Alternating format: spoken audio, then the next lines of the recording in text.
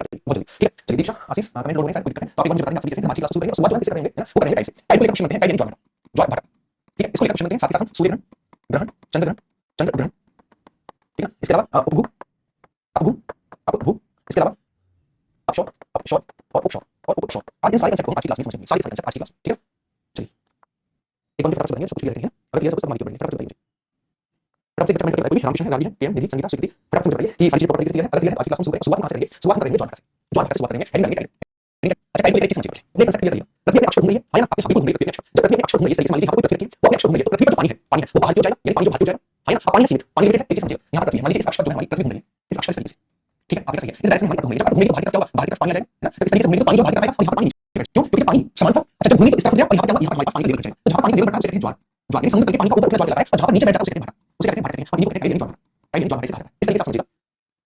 ठीक, इस तरीके से चीज़ को समझिएगा, मान लीजिए पृथ्वी अक्ष घूम रही है, आप कुछ समझिए, आपने लोटे पानी नीचे से घूम रही है, तो पानी जो बाहर की तरफ जाएगा बिल्कुल, क्यों, क्योंकि पानी जो है बाहर की तरफ चला जाएगा, तो बाहर की तरफ जो पानी जाएगा, तो बाहर की तरफ जो पानी जाएगा उसी तरीके से पृथ्वी अक्ष घूम रही है, जब पृथ्वी अक्ष घूम रही है, तो पानी का लेवल उठेगा साइड में, उठेगा नहीं, आपको उठेगा, पानी का लेवल उठेगा, तो पानी का समान है, एक तरफ बढ़ गया तो दूसरी तरफ घटेगा, सही, तो जहाँ पर बढ़ेगा उसे कहेंगे ज्वार, जहाँ पर घटेगा उसे कहेंगे भाटा, उसे कहेंगे भाटा, ठीक है। ब्राइटनेस, चलिए मैं एक बार लिखता हूँ ब्राइटनेस, रुकिए एक बार, ठीक है, चलिए तो इसे कहेंगे ज्वार भाटा, ज्वार भाटा, क्या ज्वार भाटा किसी चीज से आएगा, नहीं आएगा, देखिए एक हमारे पास अर्थ है, एक हमारे पास अर्थ है, ये अर्थ है, अच्छा यहाँ पर मान लीजिए पूरा कंसेप्ट क्लियर हो जाएगा, समझ लीजिए, यहाँ पर मान लीजिए यहाँ पर सन है, यहाँ पर सन है, ठीक है, अच्छा सन मून और पृथ्वी के बीच गुरुत्वाकर्षण बल लगा है, यानी एक खिंचाव लगा है, जिसके कारण आपस में एक दूसरे से बल के घूम रहे हैं, तो ये जो खिंचाव है ये पानी के अंदर खींचेगा, सूर्य का गुरुत्वाकर्षण बल ग्रेविटेशनल फोर्स अपने हाथ खींचेगा, उसी तरीके से मून का ग्रेविटेशनल फोर्स से खींचेगा, है ना, पृथ्वी पानी के अंदर खींचेगा, तो खींचेगा क्योंकि ये गुरुत्वाकर्षण बल है, ठीक, पहली चीज ये कि पानी ज्वार भाटा आने की कुछ रीजन होगा, पृथ्वी का अपने अक्ष पर घूमना, अपने अक्ष पर रोटेट करना पड़ेगा, तो देखिए पानी बाहर की तरफ आएगा, दूसरा क्या होगा, दूसरा होगा सन पानी को खींचेगा गुरुत्वाकर्षण बल के कारण, साथ ही साथ हमारी मून भी खींचेगा पानी को गुरुत्वाकर्षण बल के कारण, तो इससे ज्वार भाटा आएगा, इससे क्या आएगा, इससे ज्वार भाटा आएगा, ठीक है, इससे क्या आएगा, इससे ज्वार भाटा आएगा, सिंपल है, इसका मतलब हेडिंग डालेंगे, यहाँ पर लिखना शुरू करेंगे ज्वार भाटा आएगा, तो हम ज्वार भाटा समझेंगे, सारी चीजें समझेंगे, लेकिन हेडिंग डालेंगे ज्वार भाटा यानी टाइप, देखिए सबसे पहले आप लिखेंगे ज्वार भाटा समुद्र तल के पानी का ऊपर उठना और नीचे गिरना, ये ज्वार भाटा है, आप लिखेंगे समुद्र के पानी का, ठीक है, पानी का ऊपर उठना, उठना ज्वार, तो वे पानी का उन्हें उसी स्थिति में आना, उसी स्थिति में आना भाटा कहलाता है, आना भाटा कहलाता है, सिंपल है, यहाँ तक आपको कोई दिक्कत नहीं है, यहाँ तक सारी चीजें बहुत सिंपल थी, ठीक है, अच्छा ज्वार भाटा आने के पीछे रीजन होता है पृथ्वी का अपने अक्ष पर घूमना, दूसरा सन का ग्रेविटेशनल फोर्स लगना, इसके साथ साथ मून का ग्रेविटेशनल फोर्स लगना, तीन कारण होते हैं, आप लिखेंगे ज्वार भाटा के कारण, इस कारण ज्वार भाटा है, ज्वार भाटा के कारण, इसके पीछे क्या कारण है जिसके कारण ज्वार भाटा है, सबसे पहले पृथ्वी के अपने अक्ष पर घूमना, पृथ्वी के अपने अक्ष पर घूमना, घूमना ये लॉजिक हुआ, दूसरा कारण क्या होता है, दूसरा होता है सूर्य में चंद्रमा का ग्रेविटेशनल फोर्स यानी गुरुत्वाकर्षण बल, ये सभी कारण हमारे किसी पीछे होते हैं, ये सभी कारण हमारे एक ज्वार भाटा के पीछे होते हैं, यानी पानी का उठेगा, पानी उठाएगा गिरेगा, पानी आपकी बिल्कुल सही बात है, जब कोई चीज उठेगी ठीक, तो उसी कारण को जो उठेगा उसे ज्वार और जो गिरेगा उसे भाटा कहते हैं, और इसके पीछे दो लॉजिक सिंपल, एक पृथ्वी का अपने अक्ष पर घूमना, पानी का बाहर हो जाएगा, यहाँ पानी कम हो जाएगा, अब सन पानी को खींचेगा तो यहाँ पानी कम होगा, नहीं होगा, होगा बिल्कुल कम होगा, इसलिए पानी को खींचेगा, एक ग्लास आपके पास पानी है, एक ग्लास आपने ज्यादा पानी दूसरे तो क्या हो जाएगा, इधर भी पानी खींचा, इधर भी पानी खींचा, लेकिन यहाँ पर कम हो गया, इसके कारण यहाँ पर आएगा भाटा, यहाँ पर आएगा भाटा, और यहाँ पर आएगा ज्वार, यहाँ पर आएगा ज्वार, ठीक है, तो यहाँ कोई दिक्कत मुझे बताइए, बताना ये ज्वार भाटा के पीछे कारण, ये ज्वार भाटा के पीछे कारण, ठीक है, इसे कहा जाता है क्लियर है, आपको चीज बिल्कुल क्लियर होगी, अब एक चीज समझिएगा, क्या चीज है वो चीज समझिएगा, क्या दिक्कत हुई,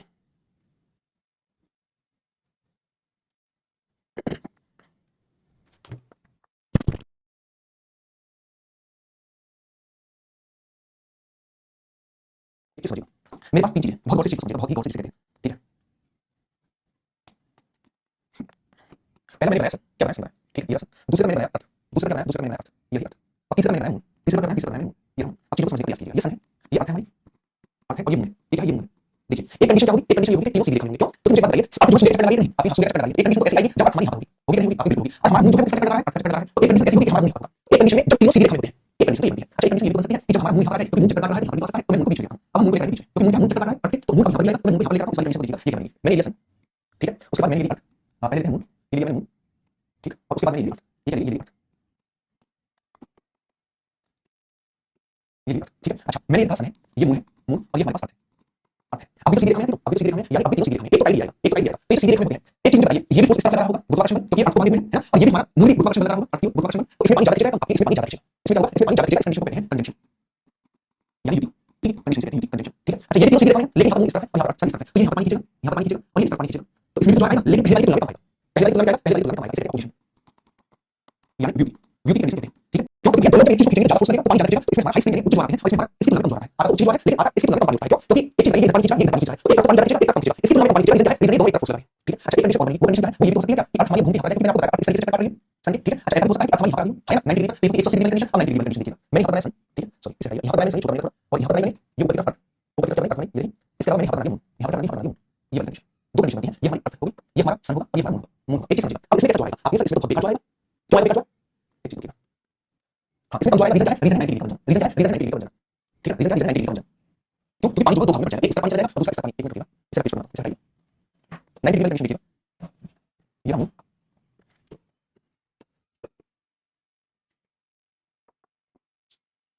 ये रही अर्थ और ये रहा सन, ये रहा सन।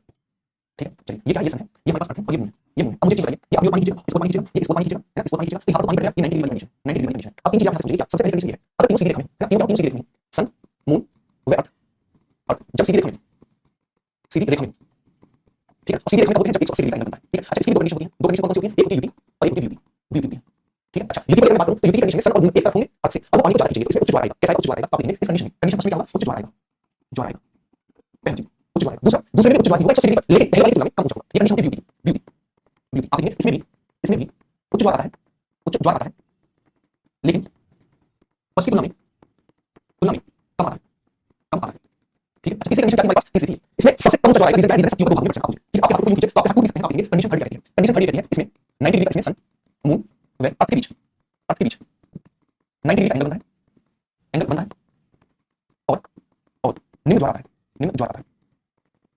यानी छोटा ज्वार आता है, कैसा छोटा ज्वार आता है।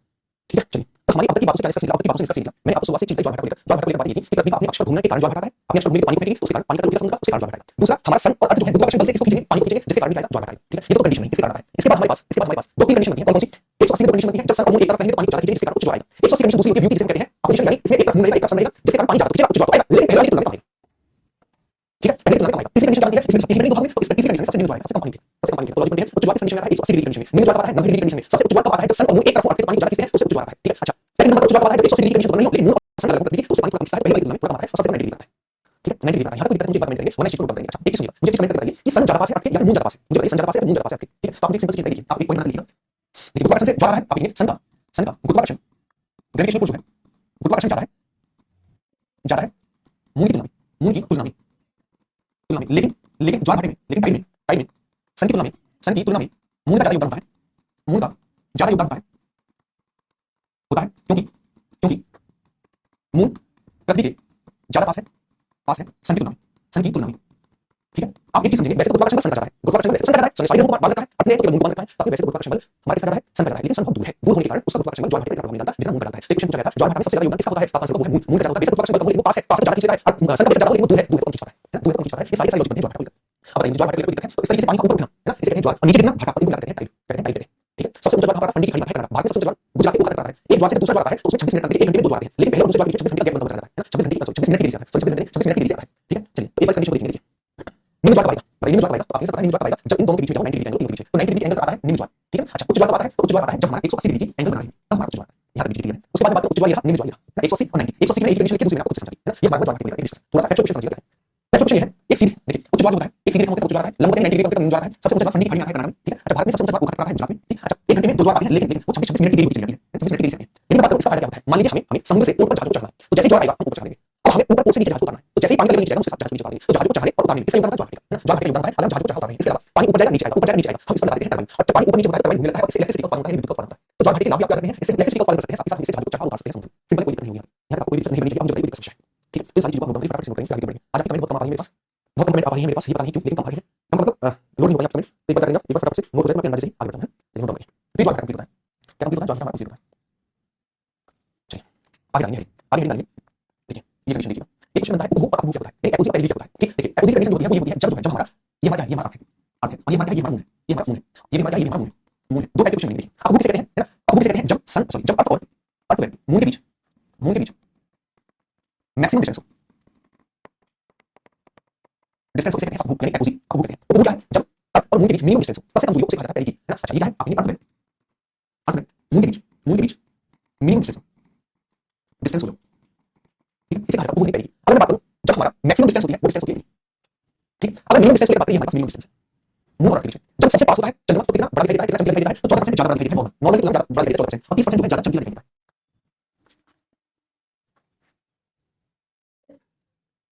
ठीक, तो आप एक चीज समझिए, क्वेश्चन देखिए अर्थ और मून के बीच में जो मैक्सिमम डिस्टेंस होती है उसे अपभोग कहा जाता है और इसकी डिस्टेंस होती है, और जब मून और अर्थ के बीच में मिनिमम डिस्टेंस होती है उसे उपभोग कहा जाता है। जब सबसे पास होता है तो 30% ज्यादा ब्राइटर, ज्यादा चमकीला हमारा मून दिखाई देता है, और 14% ज्यादा बड़ा दिखाई देता है, 14% ज्यादा बड़ा दिखाई देता है। एक बार इसे नोट करें, ये उपभोग और ज्वार का उपभोग और अपभोग कंप्लीट करेंगे, उपभोग करके आप मान लो अपभोग का पृथ्वी से दूर और उपभोग का तुम्हारे पास, तुम्हारे पृथ्वी के पास, उपभोग और अपभोग है। ठीक है, चलिए आगे बढ़ते हैं, आगे बढ़ते हैं। आज सब कुछ हमारी चल रहा है, आपके कमेंट नहीं आ पाएंगे, आज कुछ नहीं पता चला लॉकडाउन हुआ कहीं, तो आप 1 मिनट का लॉकडाउन। चलिए अब हेडिंग डालिएगा, ऑप्शन और ऑप्शन, है ना, पहले और पहले ऑप्शन और ऑप्शन क्या होता है, देखिए ये हमारे पास क्या है, ये हमारे पास है अर्थ, ये क्या अर्थ है, अर्थ ये है सन, और ये है हमारे पास अर्थ। जब हमारा अर्थ और सन के बीच में मैक्सिमम डिस्टेंस होती है उसे कहा जाता है ऑप्शन। अब मतलब दूर ऑप्शन मतलब सुबह से और जब मिनिमम डिस्टेंस होती है इसे कहा जाता है उपशॉट, मतलब पास मतलब सूर्य है ना, है पहले ये मैं बात करूं आपको सूर्य का पूछेगा जब सन और अर्थ के बीच मैक्सिमम डिस्टेंस होती है उसे अपशॉट कहा जाता है, अपशॉट कहा जाता है। और यदि मैं इसी को लेकर बात करूं जब मिनिमम डिस्टेंस होगी उसे कहा जाएगा अपशॉट। ये क्या होती है अर्थ में सन के बीच मिनिमम डिस्टेंस होती है, ठीक है। अच्छा इसे कहा जाता है उपशॉट। यदि हम बात करें ये तो बात है मैक्सिमम डिस्टेंस होती है जुलाई में और मिनिमम डिस्टेंस होती है वो होती है जनवरी में। मुझे बताइए कौन सी जनवरी कौन सा जुलाई, ठीक है। तो आपको सिंपल याद रखना है उपशॉट लेकर मैक्सिमम डिस्टेंस को अपशॉट, मिनिमम डिस्टेंस को उपशॉट कहा जाता है और मैक्सिमम डिस्टेंस होती है जुलाई में और मिनिमम डिस्टेंस होती है जनवरी में। महीने से याद रखेंगे, मिनिमम का मतलब सबसे कम, सबसे कम मतलब सबसे पहला महीना या साल का सबसे पहला महीना और सबसे ज्यादा मतलब है साल बढ़ रही है यानी जुलाई का महीना। तो मैक्सिमम डिस्टेंस जुलाई में, मिनिमम डिस्टेंस जनवरी में होगी, ठीक है। तो एक बार इसे नोट डाउन करिए, ठीक है, इसे नोट डाउन करिए।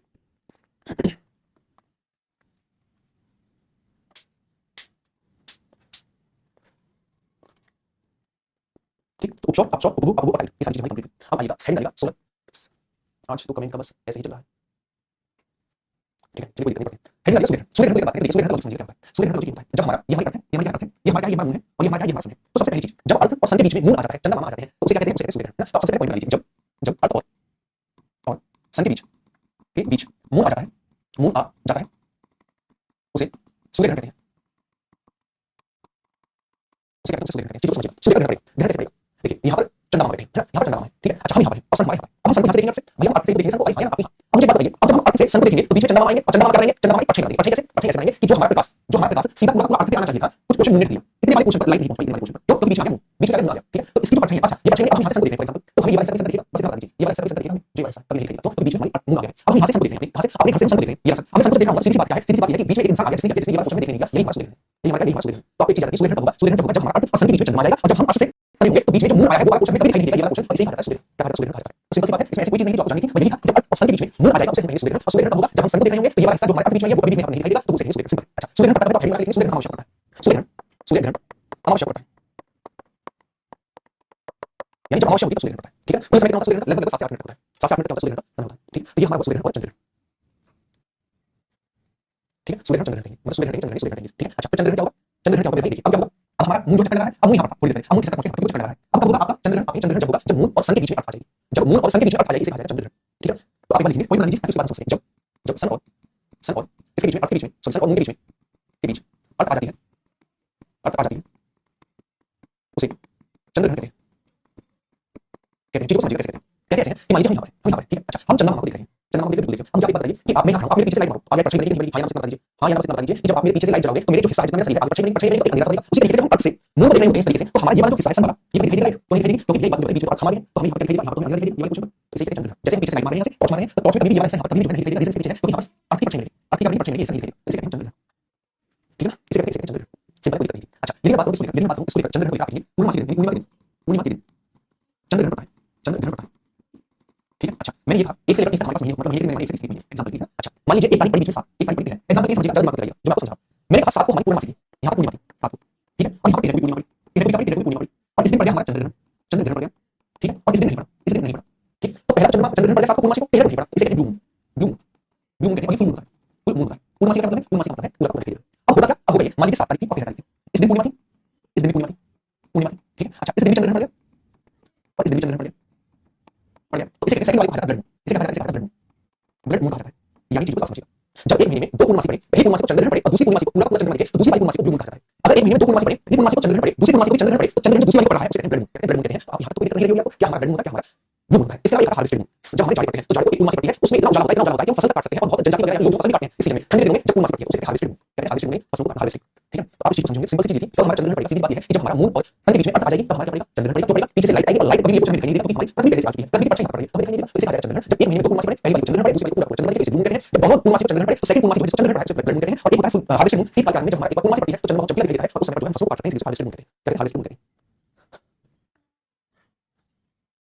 ठीक है। एक बार चीजों को नोट करिए तो हमारी बढ़ेगा।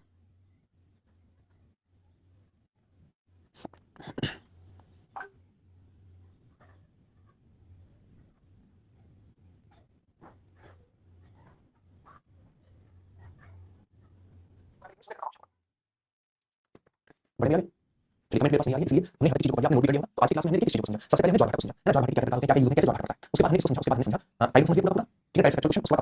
आप उसका चंद्र है ना। आज आपकी क्लास में बिल्कुल नहीं आ रहा, कुछ नहीं समझ में आ रहा कि आपको समझ में आ रहा नहीं आ रहा, नहीं तो आज हम जो हमारा टारगेट बिल्कुल हो गया। तो आज की क्लास में यही करोगे और कल महासागर को पढ़ेंगे, महासागर को पढ़ेंगे, कल हम Atlantic ocean, Pacific ocean, Indian ocean, इन सभी को क्लास में पढ़ेंगे। उसके बाद महासागरीय जलधाराओं को पढ़ेंगे। अभी आने वाले टॉपिक्स आएंगे तो आपने अब तक जो प्राइवेट जो इन सभी को बहुत अच्छे से कवर करके चलेंगे और कल की क्लास में सभी याद रखेंगे। आज की क्लास में नहीं करोगे और इसका क्वेश्चन कवर करेंगे, आप सभी को नोट करेंगे और पीएनजी वगैरह जाएगी ना, मैंने भेज दिया कि डालने नहीं जाएगा, इग्नोर जाएगी। कल की क्लास में ध्यान रखिएगा, आज की क्लास में इसको करना पढ़ने वाली है, ठीक है, ध्यान रखिएगा प्राइवेट।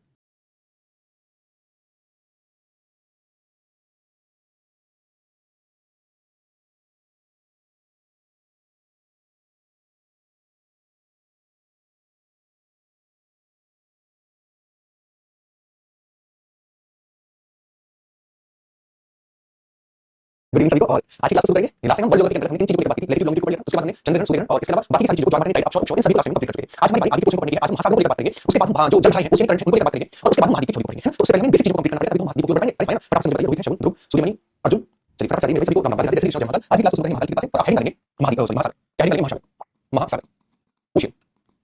ओशियन को लेकर आज हम बात करेंगे। सबसे पहला क्वेश्चन हमारे पास ओशियन कितने हैं, ये भी हमें पता होना चाहिए। हमारे पास ओशियन कितने हैं अभी तो हम बताएंगे। अभी हमारे पास टोटल ओशियन काउंट करिएगा, ये पैसिफिक ओशियन है, ये वाला ओशियन है ना, और ये हमारा पैसिफिक ओशियन है, यानी कि सात महासागर है। पहला पॉइंट ओशियन काउंट करेंगे। तो पहला हमारे पास पैसिफिक ओशियन हुआ, सेकंड हमारे पास अटलांटिक ओशियन हुआ, कौन सा अटलांटिक ओशियन, थर्ड हमारे पास कौन सा हुआ, वो है हिंद महासागर यानी इंडियन ओशियन, उसके बाद आर्कटिक ओशियन, थर्ड कौन सा है, फोर्थ कौन सा आर्कटिक ओशियन, और फिफ्थ हमारे पास कौन सा है, वो है दक्षिणी सागर, दक्षिणी सागर है, ठीक है, सदर्न ओशियन है। अगर हम टोटल काउंटिंग करें तो हमारे पास 5 महासागर आते हैं। कभी कभी ये भी दे सकता है कि टोटल महासागर कितने हैं, तो आपका आंसर होगा 5 है, और कभी कभी ये भी दे सकता है कि इनमें से कौन सा महासागर नहीं है, आपको कोई भी खाली वगैरह नाम दे देगा, तो आपको इससे टोटल क्वेश्चन याद रखना है। सबसे पहले आपके पास ओशियन कितने हैं काउंटिंग में, और दूसरा क्वेश्चन हमारे पास कौन कौन से का नाम याद रखना है, कौन कौन से का नाम याद रखना है। तो अगर हम बात करें ओशियन को लेकर, हमारे पास 5 ओशियन है, प्रशांत महासागर, Atlantic ocean, Indian ocean, southern ocean और आर्कटिक ओशियन, ये 5। तो सबसे पहले पॉइंट लिखेंगे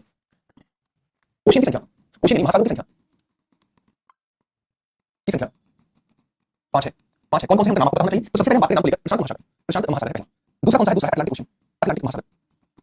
अटलांटिक ओशियन, अटलांटिक महासागर, ठीक है। इसके बाद आता है हमारे पास हिंद महासागर, हिंद महासागर, उसके बाद आता है आर्कटिक ओशियन, आर्कटिक ओशियन, और उसके बाद आता है दक्षिणी सागर, सदर्न ओशियन, महासागर, सदर्न ओशियन। अगर हम इनको लेकर बात करें तो ये 5 हमारे पास है, ये 5 है। चलिए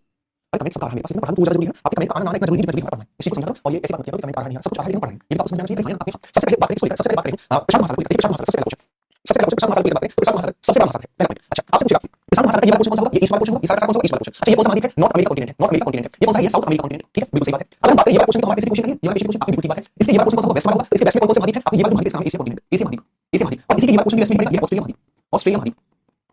महाद्वीप। तो एक चीज समझेंगे क्या, आप ये समझिए सबसे पहले पैसिफिक ओशियन के इस वाले क्वेश्चन में कौन सी चीज पड़ती है। तो इसमें हमारे दो कॉन्टिनेंट है, नॉर्थ अमेरिका कॉन्टिनेंट और साउथ अमेरिका कॉन्टिनेंट। जबकि पैसिफिक ओशियन के इस वाले क्वेश्चन में, वेस्ट वाले क्वेश्चन में हमारे पास दो ओशियन, दो महाद्वीप है, एशिया महाद्वीप और ऑस्ट्रेलिया महाद्वीप। एशिया कॉन्टिनेंट है, ऑस्ट्रेलिया कॉन्टिनेंट है, ठीक है, बिल्कुल सही है। इसके अलावा मैं बात करूं इसी को लेकर, जो हमारा प्रशांत महासागर पैसिफिक ओशियन है, पैसिफिक ओशियन हमारा ओशियन है, इसका एरिया कितना है, आप ये लगभग 16.5 किलोमीटर स्क्वायर एरिया को घेरे हुए है, ठीक है। और पूरी पृथ्वी का कितने परसेंट है, लगभग 33% पूरी पृथ्वी का है, यानी 1/3 पोर्शन पर पूरी पृथ्वी है, 1/3 पोर्शन पर पूरी पृथ्वी है, कितना 1 पोर्शन पर है, सही है, कोई दिक्कत नहीं है। इसका सबसे गहरा पॉइंट जो है वो है मरियाना तट, मरियाना ट्रेंच है। मरियाना तट हमारा पैसिफिक ओशियन का सबसे गहरा पॉइंट है। मरियाना तट के साथ साथ हम बात करें 5 महासागरों में सबसे गहरा महासागर हमारा पैसिफिक ओशियन है, और पैसिफिक ओशियन है। तो इसका सबसे गहरा पॉइंट कौन सा है, मरियाना तट, मरियाना तट है सबसे गहरा पोर्शन। साथ ही साथ सबसे गहरा कॉन्टिनेंट भी है, कैसा सबसे गहरा कॉन्टिनेंट भी है, सिंपल सी चीज है। अच्छा यदि हम बात करें इसको लेकर, पैसिफिक ओशियन को लेकर, तो पहले पॉइंट लिखिए ना। अब इसकी लाइट कहां जा रहा है, कहां जा रहा है,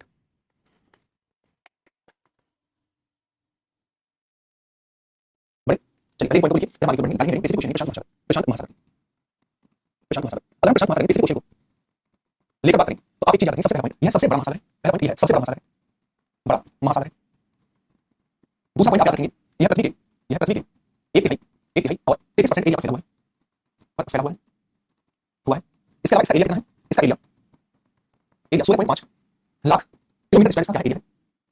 है, ठीक है। इसके अलावा इसके इसके ईस्ट में यानी इसके पूर्व दिशा में, ईस्ट में North America continent, continent west में सॉरी कॉन्टिनेंट,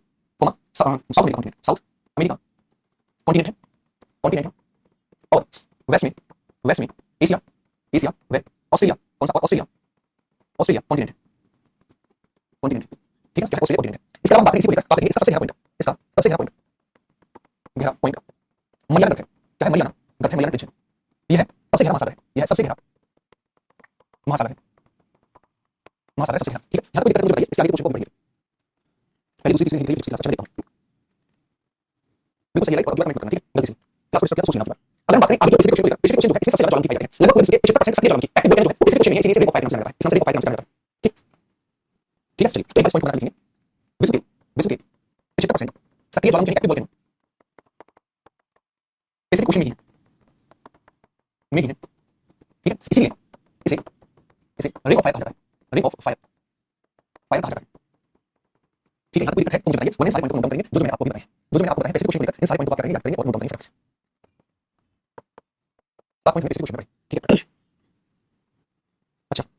ऑर्डर आया सुकन भाई का, ऐसे ऑर्डर देना जिंदगी में, ठीक है। देखिए सबसे पहला पॉइंट याद रखेंगे, पैसिफिक ओशियन को लेकर सबसे बड़ा महासागर है, दूसरा सबसे गहरा महासागर है, तीसरा इसके ईस्ट वाले क्वेश्चन में North America continent, South America continent, जबकि इसी के वेस्ट वाले क्वेश्चन में जो है वो है एशिया कॉन्टिनेंट और ऑस्ट्रेलिया कॉन्टिनेंट देखते हैं। तो इसके लगभग 76% एक्टिव वोल्टेज जो है वो सारे स्पेसिफिक क्वेश्चन में स्पेसिफिक क्वेश्चन को रिवर्स नाम से जानते हैं। स्पेसिफिक क्वेश्चन का सबसे ज्यादा पॉइंट जो है वो मरियाना ट्रेंच में ठीक है, मरियाना ट्रेंच को मरियाना है। यहाँ पे जीरो को करेंगे फिर हमारी बढ़ेंगे ईरा। ये वो हमारा पहला स्पेसिफिक क्वेश्चन।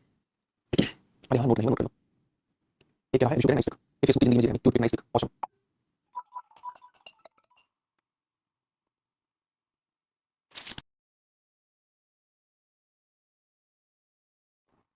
चलिए आगे बढ़ते हैं। आइए आगे समझते हैं, आगे समझेंगे, आगे बढ़ेंगे, आगे समझेंगे, आइए ना आप अगली हेडिंग समझिए। वो हमारे पास अटलांटिक ओशन। पहले समझिए अटलांटिक ओशन ये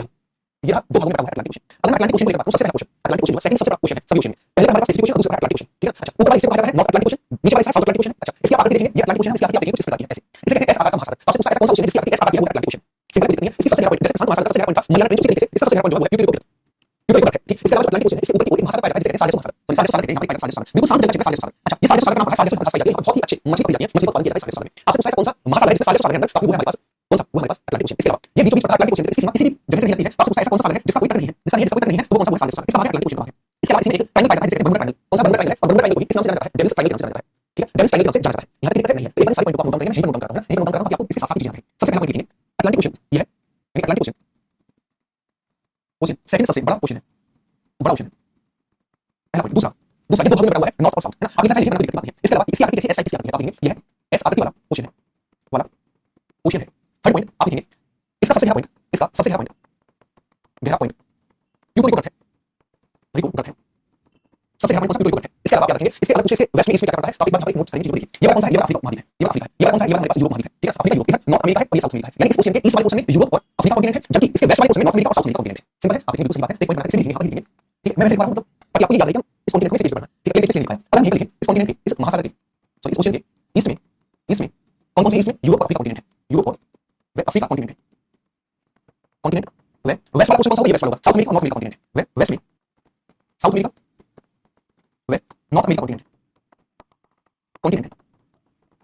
ठीक है। South America north America continent है ठीक। कोई दिक्कत नहीं है ये हमारे पास सारी चीजें। उसके अलावा यहाँ पर शांत जल का क्षेत्र पाया जाता है इस वाले क्षेत्र ये वाला यहाँ पर नॉर्थ अटलांटिक ओशन में शांत जल का क्षेत्र पाया जाता है बिल्कुल शांत पानी पाया जाता है इसे कहते हैं सालेसो सागर। कहते हैं सालेसो सागर कई बार पूछा गया क्वेश्चन है तो सालेसो सागर किसका भाग है अटलांटिक ओशन का भाग है। सालेसो नाम कैसे पड़ा है यहाँ पर पाई जाने वाली घास के नाम से सालेसो सागर है ठीक है। चलिए प्रिंस कहते हैं यानी अगर हम ऊपर की ओर जाएं तो बताते हैं समुद्र में नीचे की ओर जाएं तो उसे प्रिंस यानी रख देते हैं ठीक है। चलिए एक बार लिखेंगे इस पॉइंट को जो मैंने आपको बताया अटलांटिक ओशन के नॉर्थ में अटलांटिक ओशन के नॉर्थ में सालेसो सागर एक शांत जल का क्षेत्र पाया जाता है क्षेत्र पाया जाता है जिसे सालेसो सागर के नाम से जानते हैं के नाम से जानते हैं। इसका नाम यहाँ पर पाई जाने वाली सालेसो घास पर पड़ा है, गैसो घास पर पड़ा है। इसके अलावा बात करें इसी को लेकर सालेसो सागर को लेकर इस सागर का कोई तट नहीं है। एक ऐसा सागर जिसका कोई तट नहीं है ठीक है। कोई दिक्कत नहीं होनी चाहिए ना। कॉन्टिनेंट का मतलब महाद्वीप ये सारे अगर मैं बात करूं पानी वाले क्षेत्र को कहा जाता है महासागर है ना। बड़ा क्षेत्र इसलिए महासागर है ना सारे से बड़ा डीप होते छोटे छोटे पानी में उसी तरीके से बड़े क्षेत्र को कहा जाता है महाद्वीप। जैसे नॉर्थ अमेरिका महाद्वीप, साउथ अमेरिका महाद्वीप, अफ्रीका महाद्वीप, यूरोप महाद्वीप, एशिया महाद्वीप, ऑस्ट्रेलिया महाद्वीप, इसमें महाद्वीप। अगर मैं बात करूं इसी को लेकर एक ट्रायंगल पाया जाता है जिसे कहते हैं हम वर्मुडा ट्रायंगल। आप एक पॉइंट बना के लिखेंगे इसी महासागर में वर्मुडा ट्रायंगल पाया जाता है जिसे जिसे डेविल्स ट्रायंगल के नाम से जानते हैं। डेविल्स ट्रायंगल के नाम से जानते हैं ठीक है। यहाँ कोई दिक्कत नहीं होगी, यहाँ तक आपको कोई दिक्कत नहीं होगी ठीक है। चलिए आगे बढ़ते हैं आगे सीखते हैं। एक पॉइंट को करने देते हैं हमें किसी सिस्टम में क्या करना। सबसे पहले क्वेश्चन का अटलांटिक ओशन सेकंड सबसे बड़ा ओशन है ये है एस आकृति का ओशन है ऐसे का एस आकृति है। इसके अलावा इस ओशन के ईस्ट में जो पड़ते हैं वो यूरोप और अफ्रीका जबकि वेस्ट वाले ओशन में नॉर्थ अमेरिका साउथ अमेरिका पड़ते हैं ठीक है। इसके अलावा इसी का ऊपर वाले क्षेत्र में क्या पाया जाता है शांत जल का क्षेत्र पाया जाता है जिसे सालेसो सागर कहते हैं। सालेसो सागर का नाम पाया जाने वाली सालेसो घास का पड़ा है और एक वहां पर ऐसा है जिसका कोई भी नहीं है, जिसका कोई भी हमारे पास नहीं है। इसके अलावा यहीं पर एक डेविल्स ट्रायंगल पाया जाता है जिसे हम वर्मुडा ट्रायंगल के नाम से जानते हैं और इसका सबसे गहरा पॉइंट जो है वो यूको है ठीक। बढ़िया वीडियो डेविल्स ट्रायंगल कहा जाता है। तो एक बार सारी चीजें नोट डाउन करेंगे फटाफट से। मैं एक बार रिवाइज करूंगा ताकि आपको सारी चीजें याद रहे। फटाफट देखिए सबसे पहला पॉइंट यह एस आकृति का है सेकंड सबसे बड़ा है इसमें सालेसो सागर है इसमें डेविल्स ट्रायंगल है सबसे गहरा पॉइंट यूको है। इसके ईस्ट वाले ओशन में यूरोप और क्या है अफ्रीका जबकि वेस्ट वाले ओशन में North America south America continent है। संजय भाई कमेंट ऐसे नहीं करते कमेंट को इतना कॉपी पेस्ट करो इसको जवाब मैंने आपको बताया था कि आपकी यूपीजी की जो क्लास है वो एक जनवरी से शुरू होगी और मैं कई क्लास में बता चुका हूं तो नोट कर लेना कॉपी में आपकी एक जनवरी से क्लास होगी और उसमें ऐसे कॉपी पेस्ट करके रखना ठीक है। कोई दिक्कत नहीं होनी चाहिए एक बार नोट करिए।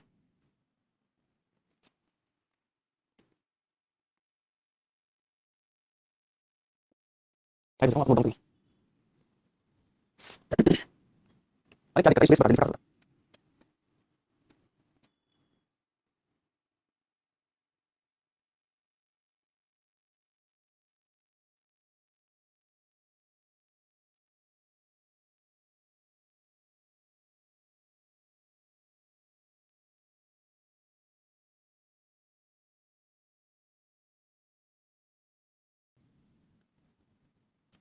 अगली हेडिंग आपके पास अगला महासागर वो है हमारे पास हिंद महासागर। हिंद महासागर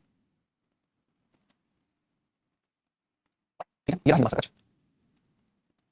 सबसे पहला पॉइंट हिंद महासागर इसकी से कोई करता है। इस उसको इसी से पूरी बनता है ये अपना हिंदू महासागर है, ठीक है, हिंदू महासागर। आपसे पूछेगा जो हमारे पास हिंदू महासागर है इसके नॉर्थ में कौन सा महाद्वीप है, तो इसके नॉर्थ में एशिया कॉन्टिनेंट है, इसके वेस्ट में हमारा कौन सा कॉन्टिनेंट है, अफ्रीका कॉन्टिनेंट, इसके ईस्ट में कौन सा ऑस्ट्रेलिया कॉन्टिनेंट है, इसकी शेप किस प्रकार की है, एम आकार की शेप है, ये अर्ध महाद्वीप है, अर्ध महासागर है, अर्ध महासागर का मतलब क्या है, इसके नीचे तो पानी है लेकिन ऊपर क्या है, एशिया कॉन्टिनेंट है, यानी आधा सा दिखता है, इसलिए अर्ध महासागर, इसको इंडियन ओशन को एकमात्र ऐसा महासागर, एकमात्र ऐसा हमारा ओशन जिसका नाम किसी देश के नाम पर पड़ा है, इंडिया के नाम पर पड़ा है, इंडियन ओशन, ठीक है। अच्छा इसका सबसे गहरा पॉइंट जो है हमारे पास जावा, और जावा जो है इसका सबसे गहरा पॉइंट है, कोई दिक्कत नहीं है, बल्कि इसी को यहां पर कोई प्रकार की आप इंडियन ओशन, हिंदू महासागर, इंडियन ओशन,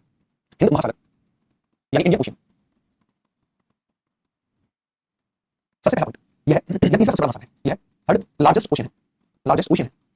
सेकंड पॉइंट यह एम आकार का है, यह एम आकार का है। थर्ड पॉइंट इसका सबसे गहरा पॉइंट, इसका सबसे गहरा पॉइंट, गहरा पॉइंट कौन सा है, आप सबसे गहरा पॉइंट का नाम है जावा, जावा है इसका सबसे गहरा पॉइंट, ठीक। इसके अलावा इस महासागर के, इस ओशन के ईस्ट में ऑस्ट्रेलिया महाद्वीप, महाद्वीप वेस्ट में अफ्रीका महाद्वीप, वेस्ट में अफ्रीका महाद्वीप, महाद्वीप नॉर्थ में यूरोप महाद्वीप है, यूरोप महाद्वीप है, ठीक है। इसके अलावा हम बात करें इसी को लेकर हिंद महासागर को लेकर एकमात्र ऐसा महासागर जो कि हमारा कैसा है, किसी देश के नाम पर इसका नाम है, भारत के नाम पर इसका नाम है, ठीक है। इसे अर्ध महासागर कहते हैं क्योंकि इसके ऊपर यूरोप है, नीचे तो पानी है, ऊपर सॉरी ऊपर एशिया है, यूरोप नहीं एशिया, ऊपर एशिया है, नीचे तो पानी है, ऊपर एशिया है, इसलिए अर्ध महासागर भी कहलाता है। एक पॉइंट बता देंगे, इसे अर्ध महासागर भी कहते हैं, इसे अर्ध महासागर भी कहते हैं, क्योंकि क्योंकि इसके ऊपर ऊपर एशिया कॉन्टिनेंट है, एशिया कॉन्टिनेंट है, ठीक है। अच्छा इसके अलावा एकमात्र ऐसा महासागर, एकमात्र ऐसा कॉन्टिनेंट जिसका नाम किसी देश के नाम पर है, किसी देश यानी भारत के नाम पर है। तो ये सारे पॉइंट बनते हैं इंडियन ओशन को, इसको इंडियन ओशन बनते हैं। पहला पॉइंट थर्ड लार्जेस्ट है, सेकंड पॉइंट इसकी आकार की है, एम आकार की है, थर्ड पॉइंट बनता है इससे यूरोप में एशिया लिखा है, यूरोप का एशिया लिखा है, ठीक। अच्छा इसके अलावा इसका सबसे गहरा पॉइंट जो है वो मलयाका सॉरी जावा है, इसके ईस्ट वाले पोर्शन में ऑस्ट्रेलिया है, वेस्ट वाले पोर्शन में अफ्रीका है, और नॉर्थ वाले पोर्शन में एशिया है। इसे अर्ध महासागर कहते हैं क्योंकि इसके नॉर्थ वाले पोर्शन एशिया कॉन्टिनेंट में घिरे हुए है, इसका आकार एम आकार का, बल्कि इसके अलावा एकमात्र ऐसा ओशन है जिसका नाम किसी देश के नाम पर है, इसका नाम भारत के नाम पर है, ठीक। अब एशिया की तो लिखा है गधों, एशिया नहीं है, अनपढ़ हो, गवार हो गया, कहां लिख दिया, ओहो यहां पर सॉरी एशिया एशिया सॉरी। अच्छा उनको लेकर बस इसी चीज का बस, ठीक है, इसी चीज का जो आपने कमेंट किया थर्ड, और ये हमारा फोर्थ पॉइंट हुआ, ठीक है, फोर्थ पॉइंट हुआ, ये हमारे पास फिफ्थ पॉइंट हुआ, ये फोर्थ है, ये फिफ्थ पॉइंट है, और ये हमारे पास सिक्स्थ पॉइंट है, ये सही है, इसे बताओ ठीक है। नॉर्थ में Asia continent, Asia continent north वाले पोर्शन, ठीक है। चलिए सही, कोई दिक्कत नहीं, ये हमारा वेस्ट वाला पोर्शन, यहाँ पर अफ्रीका कॉन्टिनेंट, ये हमारा कौन सा ईस्ट वाला पोर्शन, यहाँ पर हमारा ऑस्ट्रेलिया कॉन्टिनेंट है, ठीक है। एम आकार की शेप है, सबसे गहरा पॉइंट जावा है, ठीक है। इसके अलावा इसका नाम इंडिया के नाम पर है, इंडियन ओशन है, इसे अर्ध महासागर कहते हैं क्योंकि इसके ऊपर एशिया है, कोई दिक्कत नहीं होनी चाहिए, आगे बढ़ते हैं आप इन सारे पॉइंट को करेंगे, लेकिन कुछ ऐसे पागल होते हैं उनका हम पता क्या होगा, उनका काम कंपेयर करना। एक बात मैं बहुत अच्छे से बताऊं जो अपने वाले बच्चे होते हैं, पहली बात कंपेयर को छोड़, मैं ये बता कंपेयर तो मेरा नहीं जिसका भी देखो कंपेयर आप करके अपनी जिंदगी खराब कर रहे हो, किसी की कंपेयर करके आपको नेता नहीं बनना है, आप एक सरकारी नौकरी चाहिए ना, उसके लिए आप ये काम ये हरकत जो ना कुछ चीज करके ना बंद कर दो, बहुत आगे चले जाओगे, वरना तो आप जिसके लिए तैयारी कर रहे हो वो नौकरी छोड़ दो की बात है, उस जहां पर नौकरी करते हो जगह नहीं देख पाओगे जिंदगी में, सीख रह जाओ, सबमिट रह जाओ एरिया एक एरिया एक आया प्रीत एक लिखने दो यार, बताओ उनका याद है एक से कलाकार आदमी, छोटा मोटा मसला है, बहुत कलाकार है, बहुत ज्यादा।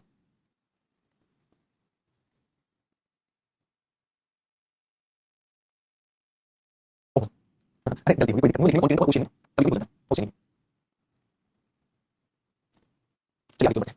आगे बढ़ते हैं, अगला देखते हैं अगला कॉन्टिनेंट हमारे पास कौन सा है, सॉरी कॉन्टिनेंट कॉन्टिनेंट और ओशन एक साथ मिक्स हो जाते हैं, दिक्कत होती है। अगला देखते हैं, आगे बात करते हैं, हमारी कंप्लीट आप करेंगे आर्कटिक ओशन, फोर्थ नंबर कौन सा आर्कटिक ओशन, आर्कटिक ओशन दो हमारे एक ऐसे ओशन है जो कि कंप्लीटली हमारे नॉर्दर्न और सदर्न हेमिस्फीयर में है, ठीक है। जैसे अगर हम बात करें आर्कटिक ओशन को कंप्लीटली हमारे नॉर्दर्न हेमिस्फीयर में, जबकि हम बात करें अटलांटिक ओशन या फिर दक्षिणी सागर को, दक्षिणी महासागर को, ये कंप्लीटली हमारा सदर्न हेमिस्फीयर में है, दक्षिणी गोलार्ध में है। पहले पॉइंट इसको लेकर बात करें, आर्कटिक ओशन जो है इसे निर्जल महासागर कहते हैं या फिर छुपा हुआ महासागर कहते हैं, रीजन क्या है, यहाँ साल भर बर्फ जमी रहती है, बर्फ जमने के कारण ये ऐसा कुछ नहीं पाया जाता है ना, इसलिए इसे निर्जल कहते हैं। दूसरा छिपा हुआ कहते हैं क्योंकि साल भर इस पर बर्फ जमी रहती है, छिपा रहता है, ठीक। ये पूरा नॉर्दर्न हेमिस्फीयर में है, ठीक। ये किससे लगा हुआ है, ये किससे लगा हुआ है, तो आपको ये लगा हुआ है हमारा, ये वाला हिस्सा कौन सा है, ये वाला हिस्सा, ये भाग है नॉर्थ अमेरिका कॉन्टिनेंट का, और ये कौन सा है, यूरोप कॉन्टिनेंट है। तो ये लगा हुआ है किससे, नॉर्थ अमेरिका कॉन्टिनेंट और यूरोप से लगा हुआ है, कौन सा आर्कटिक ओशन, ये सबसे छोटा ओशन है, ठीक है, ठीक। ये क्या है, ये सबसे छोटा ओशन है, ये सारी चीजें याद रखिए, एक बार ये पॉइंट बनाकर सबसे पहला point Arctic ocean, Arctic ocean,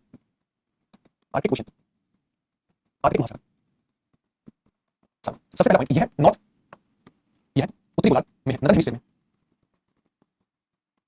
ठीक है। पहला पॉइंट, दूसरा पॉइंट क्या था, दूसरा पॉइंट था ये साल भर बर्फ से छिपा रहता है, इसलिए छिपा हुआ महासागर कहते हैं, महाद्वीप कहते हैं, नहीं तो सॉरी ये बर्फ से छिपा रहता है इसलिए कहते हैं छिपा हुआ महासागर कहते हैं। इसके अलावा बात करें ये हमारा नॉर्थ अमेरिका कॉन्टिनेंट और यूरोप से लगा हुआ है। अंकुर मेरे, मैं आपको बता दूं, अंकुर मेरे आपको एग्जाम क्लियर किया है क्या, मैं आपको एक बहुत अच्छी बात बताऊं, मैं अभी जॉब से आया हूं गवर्नमेंट, और जिस एग्जाम जिस ग्रेड की तैयारी करो उससे ज्यादा ग्रेड, ठीक है। तो बकवास नहीं है, ठीक है, बकवास नहीं, पहले मेरा जिंदगी को चलो मैं कुछ याद मैं आपको बताऊं, आप इतना फिजूल करने की कमेंट नहीं, ठीक। इसके अलावा यह सबसे छोटा, यह सबसे छोटा ओशन है, ओशन है। थर्ड पॉइंट इसे छिपा हुआ, इसे छिपा हुआ, छिपा हुआ ओशन कहते हैं क्योंकि है, कहते हैं क्योंकि है साल भर बर्फ से ढका रहता है, से ढका रहता है, ठीक। इसके अलावा हम बात करें यह north America continent, north America continent और यूरोप कॉन्टिनेंट से घिरा हुआ है, यूरोप कॉन्टिनेंट से लगा हुआ है, लगा हुआ है, लगा हुआ है। ये सारे पॉइंट इसको लेकर ये हमारा आर्कटिक ओशन, कौन सा आर्कटिक ओशन, पहला पॉइंट ठीक है, ये उत्तरी गोलार्ध में है, दूसरा ये सबसे छोटा ओशन है, तीसरा इससे छिपा हुआ ओशन कहते हैं क्योंकि बर्फ से ढका रहता है, फोर्थ पॉइंट इसी नॉर्थ अमेरिका से और यूरोप से लगी है, ठीक है। चलिए चलिए कोई दिक्कत नहीं, चलिए अंकुर मेरे भाई देखिए, हमें एक बात सुनिए, अंकुर एक भैया आप बताइए इनका क्या इलाज किया जाए, है ना। अंकुर भाई वो लगातार कमेंट कर रहे थे, मैंने उनका आंसर दिया, जवाब दिया, उनकी कमेंट मेरे पास कोई बात नहीं, सबसे नाम बुलाने के लिए काम कर रहा है। अब होगा क्या, ये पूरे ऐसे ब्लॉक मारे जाएंगे आज ही, उसके बाद लगातार टीचर को कमेंट कर रहे हैं, इनकी कमेंट नहीं दिखेगी, कितना अच्छा हुआ है ना, कोई दिक्कत नहीं, आपसे नोट करिए। चलिए अभी 1 मिनट इनका इलाज करा दिया जाए,